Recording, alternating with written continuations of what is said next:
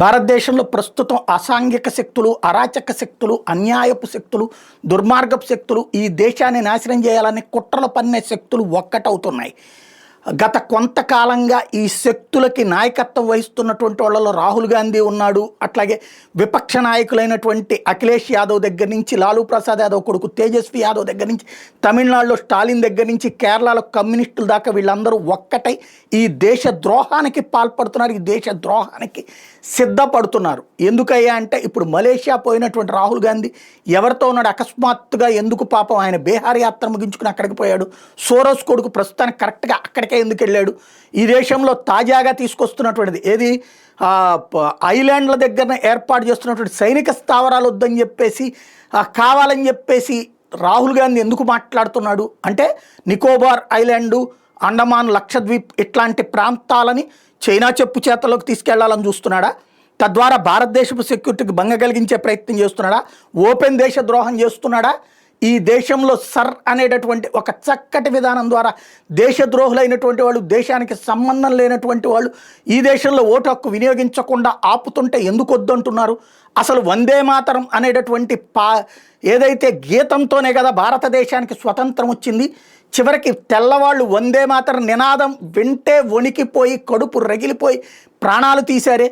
చివరికి ఏదో ఒక విధంగా వందే మాతరం అని అరవాలన్నటువంటి ఉద్దేశంతో 100 ఏమాత్రం అంటూ నిమ్మకాయల దగ్గర కూర్చుని వందే మాతరం అని నినాదాలు చేసినటువంటి భారతీయులు ఉన్నటువంటిది.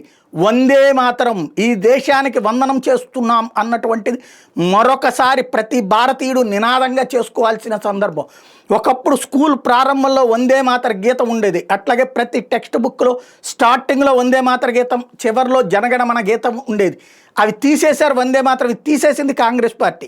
ఏ స్వతంత్రం కోసం పోరాడం అని చెప్తుందో ఆ కాంగ్రెస్ పార్టీ ప్రభుత్వంలోనే వందే మాతర గీతం ఎప్పుడు తీసేశారు? ఎందుకు తీసేశారు? ఎవరి కోసం తీసేశారు?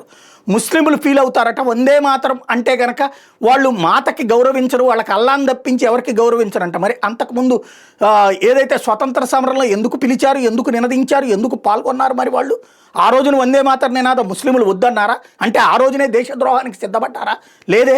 ఆ రోజున ముస్లిం నాయకులు కూడా వందే మాతర నినదించారే. కానీ ఆ తర్వాతన ఈ కాలానికి సంబంధించినటువంటి ముస్లింల్లో ఉన్నటువంటి కొంతమంది వ్యక్తుల యొక్క పైత్యానికి, స్వార్థానికి వందే మాతర నినాదాన్ని, వందే మాతర గీతాన్ని పక్కన పెట్టారే. ఇవాళ వందే మాతరం అన్నటువంటి ఆ స్ఫూర్తి లేకపోవడం వల్లనే కదా అమెరికా వాడి ఓవర్ యాక్షన్కి, లేకపోతే కనుక చైనా వాడినైనా సరే కంట్రోల్ చేయడానికి సంబంధించిన భారత ప్రయత్నాన్ని అడ్డుకుంటోంది. ఖచ్చితంగా వందే మాతరం రూపంలో నినాదం మళ్ళీ ప్రతి ఇంట, ప్రతి వాడ, ప్రతి స్కూలు, ప్రతి రోడ్డు మీదన రావాలి. వందే మాతర గీతం ఆలపించాల. వందే మాతరం ప్రతి చోట పాడి తీరాల. అలాగే వందే మాతర నినాదం రావాలి. అప్పుడే స్వదేశీ శక్తి సాధ్యమవుతుంది. అమెరికాకి సంబంధించిన కూల్ డ్రింక్ ఏంటో ఎక్కడోడికి తెలియదు, అమెరికాకి సంబంధించినటువంటి వ్యాపారం ఏంటో ఎక్కడోడికి తెలియదు. ఈ దేశాన్ని వాడాలంటే వందే మాతరం అన్నటువంటిది ఒక నినాదంగా తీసుకురావడమే కీలకమైనటువంటి అంశం.